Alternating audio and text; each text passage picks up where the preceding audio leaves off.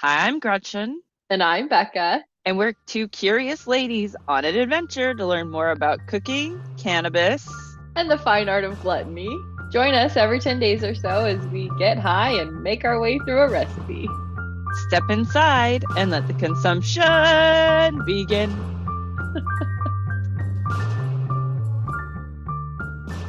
Hello, Becca.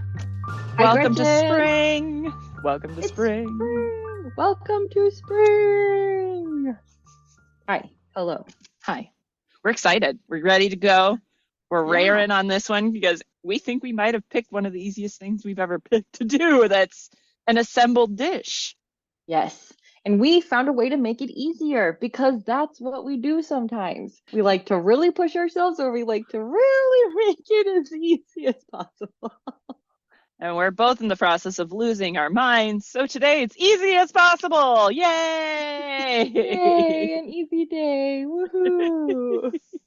So easy, even down to the drink that we made. We cut out one of the most important parts of what we were planning on doing, which was a non-alcoholic strawberry refresher. And you make a nice little strawberry syrup there, and then add ginger ale or some other sparkling soda. There were a lot of options, some lime, and we said, too much work. We're gonna mash up some strawberries. We're gonna put some lime in that, and then we are going to add ginger ale. Done. Done. Top with a lime slice in my case and a little bit of ice. And it's beautiful. I love it. It's so refreshing. It's so spring. It's so perfect for right now. It is. And we were using frozen strawberries too, because we're not able to find those perfectly ripe strawberries that we wanted. So we did frozen, and that made it even easier for the drink. So if you've got frozen strawberries, this can be done in like a second. And it is a game changer for a regular old ginger ale. I love it. Yeah, it's delicious. I like to use frozen fruit as ice cubes anyway. I had failed to appreciate it on ginger ale. I usually do it with sparkling water, but today, ginger ale. Super easy, super excited, and this is delicious. What are you going to be smoking today well, we are making Eatin mess. It's in the title, so you knew what we were doing anyway, but officially, that's what we're doing. That's why we're using strawberries. But what are you smoking before we get into our Eatin mess chat? I am having forbidden belts, which is just a fun name. And why are these belts forbidden? Well, it's because it's a cross of first forbidden Skittles with a Z and rainbow belts. Forbidden belts it is. It is supposed to be a truly delicious flavor profile with an outstanding high, physically calming, mentally uplifting, the perfect way to relax the day, feeling perfectly content. Don't know if I've gotten all of that when I smoked it before, but maybe today I will. Yeah, perfect way to relax. Okay, let's What are see. you enjoying today? I have some flour. I was using the bong a second ago, and it's Grape Canyons with a Z, like your forbidden Skittles. It's got myrcene, linalool, caryophyllene, and 26% THC, and it's tasty. I'm enjoying it. I think I told you a little bit ago, I've been trying to seek out the ones that are predominantly myrcene in the terpene profiles. I'm enjoying it. We'll see how it does with the strawberries today. Yeah, I wonder what the myrcene interacting with strawberry combo is like. We shall Hmm. see. We These are shall taste. Yep. we shall taste. That's true. We shall taste. Thank you for being correct on that front. Yeah, I don't taste anything. I don't know if that's just because I use so many filters, it filters everything out, or it doesn't taste bad. Just really doesn't have much of a taste at all. Well, you'll have to make up for the missing sweet and fruity with our Eaten mess today because it should be sweet and fruity. Very, Tell me about the very first time you had Eaten mess because your brother lives in in the U. England, Hmm. and so you've been there so many times. Too many times I've been to the UK, actually, more than anywhere else. Can I ever go somewhere else? But no, I can't. That's where he lives. It's not true. We're going to France. Or well, actually, by the time this is released, we'll already have been to France and back. That's But right. One other place. No, I'm just kidding. this was one of my earlier visits, and entirely possible that it was actually the first time I visited the UK when my brother was living there. I had been there before in high school, but with a trip. But this was my very first time. We went to St. John, which is Fergus Henderson's restaurant in London. I don't know. I say is because I'm actually not sure if it's still there, but I assume it is. One of the most delicious places. We had an amazing meal. And the description of the Eton mess on the menu was too intriguing to pass up, where it said, some blueberries with meringue and whipped cream. And I had never come across Eton mess before, but got it, and it was absolutely the most perfect way to end that meal because we had started with a roasted veal marrow bone appetizer. So like started with some intense fattiness. This beautiful, light, fluffy with just a little dissolvable crunch in there. It's just such a beautiful way to end a meal. And it's so easy that it's almost criminal that we're even doing it for this podcast. It's so easy. Yes, but that's how I like it. Yes, I do know that. I do know that. That's interesting. The first time you had it was with blueberries. We are going to share a little bit of history, and what we've learned is that it doesn't have to just be strawberries that are used in this, even though that is most common. This is a summer dish, and its origins have to do with feeding like a big group of people in a quick round of feeding. So it's something that you can let sit for a minute and be served all at once. But the history here comes from Wikipedia, but it says Eton mess is a traditional English dessert consisting of a mixture of strawberries or other berries, meringue, and whipped cream. Like Gretchen said, 3 ingredients, pretty simple. First mentioned in print in 1893, it is commonly believed to originate from Eton College and is served at the annual cricket match against the pupils of Harrow School, which is an extremely British sentence if I've ever seen one. Yes, indeed. That is an extremely British sentence. It didn't even faze me when I read it. I should have been like, oh, for sure. Yeah, cricket, Eton College, cricket, pupils, Harrow School. These are wow. Yeah, we've landed in the UK. Here we are. Max UK sentence ever, at least related to food. Yeah, peak UK food sentence. So it also says Lancing mess, which uses bananas, is a similar dessert that is served throughout the year at Lancing College in West Sussex. They've skipped the strawberries. It said Eton can keep them. And we're doing bananas year round, which I can appreciate too. I love bananas. Gretchen and I started talking about banana pudding and banana and vanilla wafers, and I wanted to make that too. Of course. I understand. I like bananas themselves. Please don't put it in anything else. I just want to eat a banana. Right.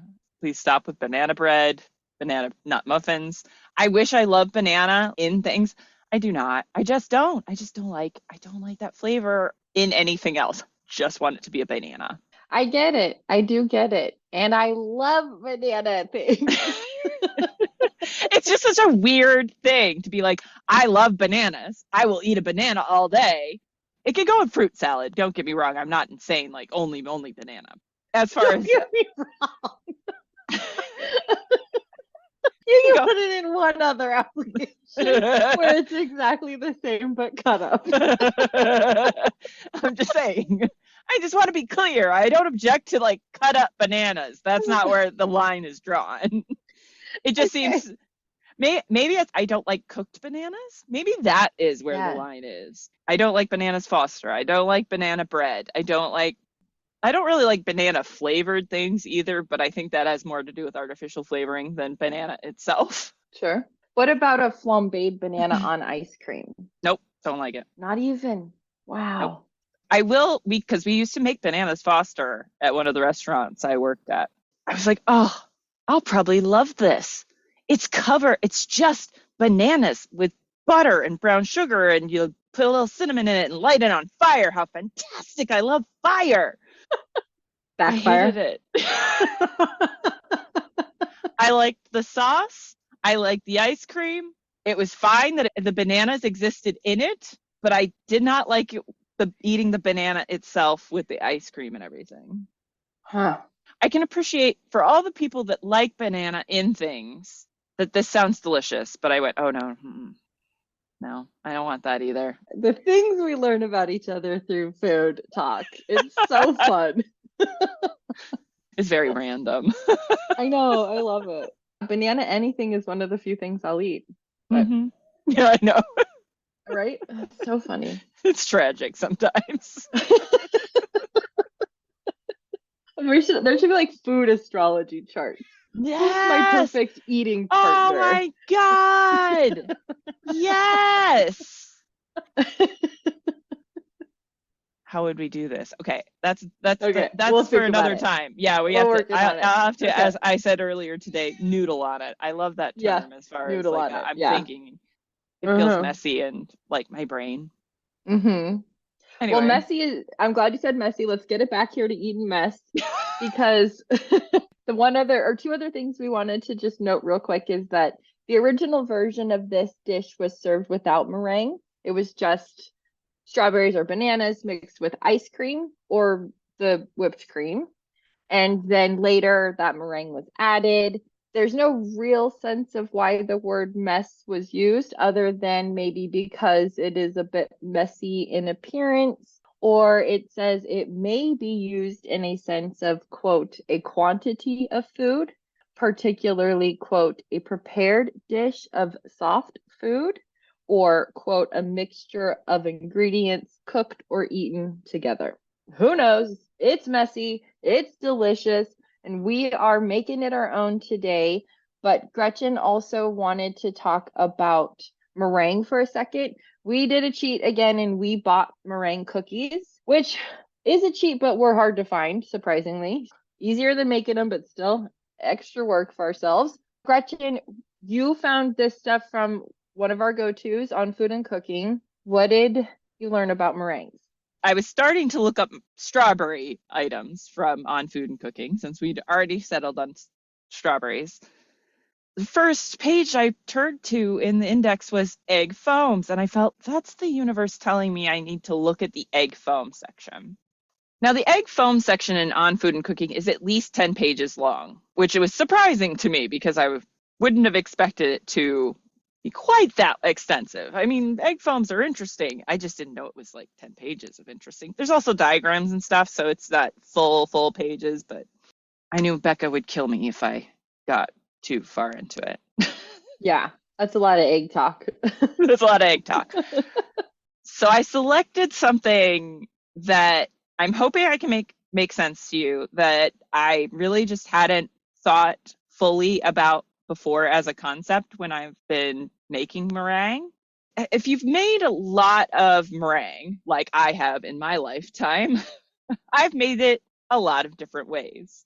There are lots of different meringues out there, but you add the sugar at different times depending on the application.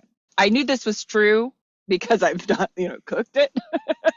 It's a lived reality for me, but some of the whys of how the foams get to be that different way clicked into place for me. So I'm hoping I can make you understand.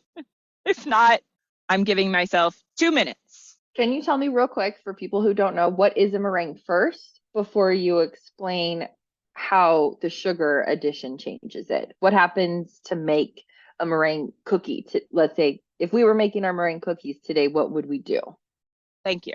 I'm just trying to remember what the process was from the recipe we looked at. But I'll just give you my process, the process I use most often. Just high level for sure. Yeah. I'm going to give myself 4 minutes total for this entire section. You would start with eggs at room temperature. You're not going to add your sugar yet. You do in some cases. We're not talking about that today. We're making cookie meringues today, so this is cookie meringue process. So remember, not end all be all of meringue process. Start with your egg whites in a clean bowl. You got to make sure your enemies to any egg white foam are of the lipid variety. lipids are bad for egg whites for foaming. Lipids meaning Fat.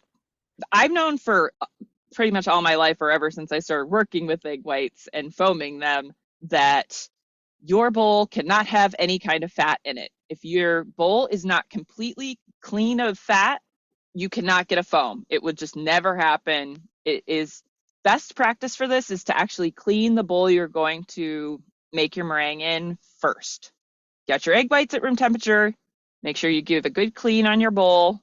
Dry it out. Water's not so bad, but it just interferes with some things. If you can, dry it out. And you're going to start whipping those egg whites up to mild amount of foaminess, just where you're starting to see it build some volume. The bubbles aren't as big anymore and as noticeable. And then you're going to add in your sugar. There are different methods that people use for this. Some people do it in additions. I believe the recipe we were looking at said added in 3 additions, whipping completely in between.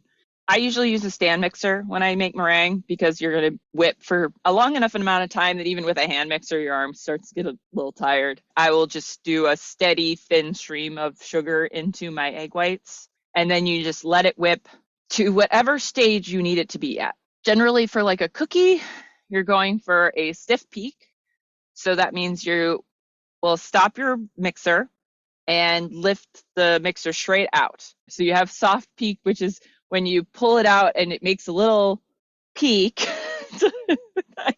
little mountain of egg white. And that as soon as it gets to a certain distance, that breaks off whatever you're whipping it with. And the peak just sort of folds over. And so there's different stages of that. So like super soft, it'll like fall over immediately. You can't stretch it all that far. Then you've got more like a medium peak where it'll just tip a little bit, but it's still not quite standing up. Stiff peak is super glue almost. I'm trying to think of a good word. Help me. Has the most structure. It's the most pointed. Most definition. You might even have multiple places where it's like spiky. The less it's whipped, the fewer of those mountains you're going to get as well. Actually, I might need to make meringue and double check that, but I think that's true. Well, it makes sense. I mean, the less you whip, the softer it is. The more you whip, the more it's going to strengthen and structure, and not density, but it'll seem like that. It's going to get, like you said, a lot more definition. I got it. So that would be if we were making the cookies on our own, because then you do mix that up and then bake them. Correct. Yes. Okay. You bake them in a low oven for at least an hour, depending on the size as well, at least an hour to an hour and a half. And then I actually came across a technique recently that says to then just turn off the oven and leave them in there for as long as possible and just let them at least overnight. And that helps them set because they cool much more slowly. They set a little bit firmer. I've actually found that to be a really helpful tip is to, if you're like looking for a nice crisp one like we were doing today, I'd almost suggest making it the day before, letting it cure in the oven overnight, and then putting it together the next day. That's a good trick. So that would be making those cookies, which again, we're not doing today. We bought those. So now that we know the process, what did you learn about adding that sugar at different times to get different results? I've not made a lot of chiffon pies or like a meringue pie. I haven't made a ton of those in my lifetime. According to On Food and Cooking, there's sort of a specific way you make the meringue that goes on top, where it's actually a lot softer and a little bit more formless than, say, the harder version. You whip the egg whites entirely before adding the sugar. In that case, what happens is the sugar dissolves into the water that's part of the bubble structure and gives it bulk and solidifies it, which actually allows those bubbles to like slide and slip past each other more versus the method I just described for making the cookies, where you're adding it earlier or even at the beginning. That makes that sugar much more ubiquitous, which allows the bubbles to break up more into smaller and smaller bubbles. And so they hold together a lot more structurally sound.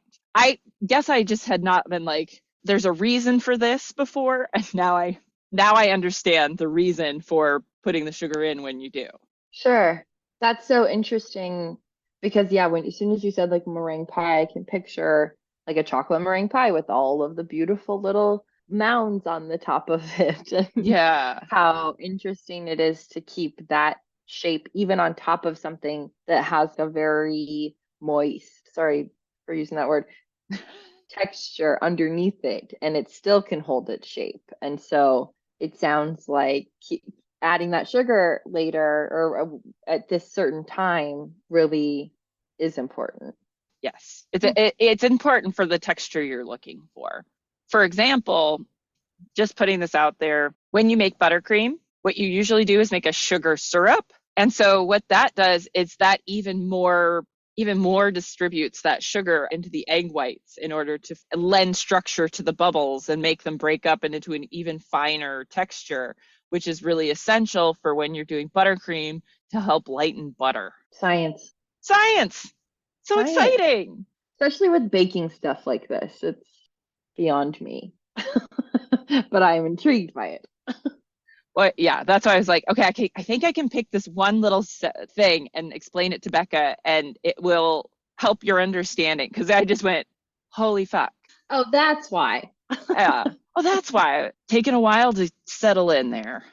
Mm-hmm. Egg white beaten into you. Yes, exactly. Exactly. Well, that did make sense to me. Nice job. You did it.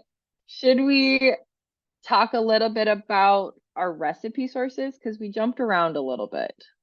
The recipe, I guess, that was most like what we're going to end up doing, which is because we're not even fully using that recipe, is from the Spruce Eats. You know, we love the Spruce Eats. Good editors over there. They get a good collection of things. We're using classic English Eton mess recipe, and this is by Elaine Lem. We have not used her before, I do not think, but her recipe looks on point, so we're good on that.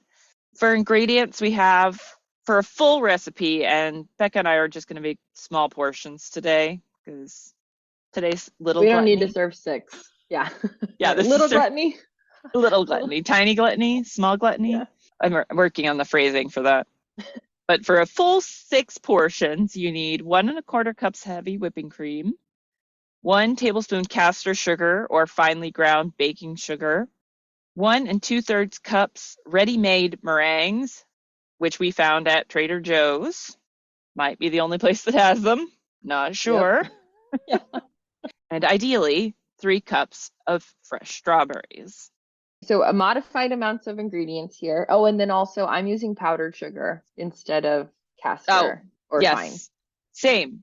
Because using our information from other recipes, we know that powdered sugar has tapioca starch in it, especially if it's organic, and that can help stabilize your whipped cream. So using the noggin. No chances today, taken no chances. Plus, the more finely ground, the easier it is for it to distribute and dissolve and distribute. And we also took the extra step of putting our glass bowl that we're going to make the whipped cream in the refrigerator. Well, I'm using metal, but yes, it's in the Our refrigerator. bowls. Our bowls we're using are in the refrigerator. I just assumed you were doing glass because I'm doing glass. But we get into the kitchen, we get our cold bowls out of the refrigerator, we get our cold heavy whipping cream out of the refrigerator, and then we're going to whip up that cream with our hand mixer with the little bit of powdered sugar. Yep. And then in that same bowl, we're going to add our crumbled up meringue cookies, mix that together real gently, and then add in chopped strawberries. Do you have another cat visitor? Yes. She was very concerned. She needed to know I was okay. Yeah. Oh. Hi. You okay? Is that Kenzie? Yep. She was yelling outside the door. Yeah. I didn't hear until she got in. Yeah. Oh, okay. Kenzie's here, everybody, our third co-host. Once we've mixed up all of that stuff, oh, and we just chopped up all of our strawberries. We're going to use most of them in the cream mixture there, but then we're going to layer that mixture with a little bit more strawberries, layer some more mixture with some more strawberries, and then eat it. Eat it. Yay. Eatin it. I was trying to come up with the joke for that all night last night because I keep wanting to spell it Eaton, and I just kept thinking I want to eat on my mess. Yeah, and I was like, no, that's gross. That's That's really not gonna work. no. Yeah. Oh no, no, no, no, no, no. So I've been Oh. definitely trying to do something like that. Oh, Kenzie. Thoughts Just, on the Eton jokes, Kenzie? you just bad, Gretchen. Come on. So what's our world level gonna be? Oh, one. Okay. This is so easy. Love it. Well, Let's should we go go. give it a go then? Yeah, we better get going. Yeah, let's do it. Okay. We're in the kitchen. Hello. From the Hello. kitchen. The kitchen, where we are now. Fetching my Right. things from the fridge. Okay. Our cold thing. Our cold fridge things. Yep, the cold fridge things. When you were talking about how you're using a glass bowl, I was like, should have used a glass bowl. That's a good idea because the glass will hold the cold longer than a metal bowl. Oh. Oh. But Well, this will be quick. it's I mean, yeah, we can do this quick. it's not like we're going to be whipping for hours. It's just, Yeah. I it's hope like not. 30 seconds to a minute, hopefully. Okay, and I'm just sprinkling my powdered sugar over the top of the whipped cream or heavy cream. Oh, that didn't go so well. That was a chunk, not a sprinkle. So you had it going for a little bit and then you poured in your sugar. Oh, I haven't even started whipping yet. Sorry. Oh, okay. Oh, okay. Okay, perfect. I'll put my sugar in. Put sugar in. I'm going to start. Yeah, go ahead, do that. And I'm going to start whipping. And I think mine is at the light and creamy stage. I am going to just put a teensy bit of vanilla extract into mine. I know that's not part of the recipe traditionally, but I just taste my cream and I think it's a little naked. So I think we should add a little bit of something, and Becca's given a thumbs up. So yeah, we're going for it. Wait, real quick, Gretchen, what speed are you doing on your hand mixer? I think I was maxing out at 3, so not even that high. 3. Yeah. Mine's not stiff at all. Then you better keep going. Mine's like done. Oh, Maybe okay, I bye. was higher than that. I'm just like, I'm high. I don't remember. Right? I'm using these guys, right? The whiskey ones? No, the other attachment. Oh. There's a more whiskey one, unless Oh. unless that one didn't come with a whisk. But I would think it did. This one? There's Yeah. only one. Yeah, that's fine. That's how mine I just is. use one of the other ones. No, here. You just use the one. Oh, okay. Well, hopefully that will make a difference. Yeah. Should help a little bit. You would definitely be able to get there with those, but it's going to take a lot longer. Because Okay. you just need those like thinner parts of the whisk that will help bust it up a little bit faster. I'll try again. Yeah. My cream is good. It's holding shape in a good way. Okay, should I keep going? When you get a second, can you come look at this? I think it might be a little too thin still. Just a little bit, but you're Okay. pretty close. Hopefully Almost. another minute tops, 30 seconds to a minute. You're very, very close. Okay. Oh yeah, it's holding its shape. That looks great. Yeah, Okay. because it doesn't need to be super duper firm. You do, like, as the name of this suggests, you want it a little loose and flowy. Mm-hmm. Chopping or crushing our cookies. How do you want to accomplish this? Honestly, the Trader Joe's package had a bunch at the bottom that were just crumbled already, so I just used those. You know what? That really works, actually. Mine are not. I was not that lucky. But I think maybe I'll just go like that. You're going to really crumble them? Yeah, why not? It says large bite-sized chunks. And these are pretty large-ish. Okay. Yeah, I guess mine are just a little bit bigger. I do have some like fifth of a cookie size pieces that are coming out of this. I was thinking of crushing them like in a bag first. That would make sense. They're soft. It's not too hard to smash it into appropriate size pieces with your hand. Yeah, if you do it in a bag, you don't get that satisfaction of squeezing them. No, and they're very fun to squeeze. So, I mean, I highly recommend it. I grab a spatula. stir this puppy up. Okay, I'm pouring mine in. Successfully have mixed in my cookies. Now I need a bowl. That's right. I was going to do it in my fancy cup. This might be an inappropriate amount of dessert that I've got going on in this glass now. Yeah, it still ended up being quite a lot. Yeah. Okay, I did one layer of the mixture, some strawberries, another layer of the mixture, some strawberries, then a teeny topper, and some crumbled meringue cookies on top.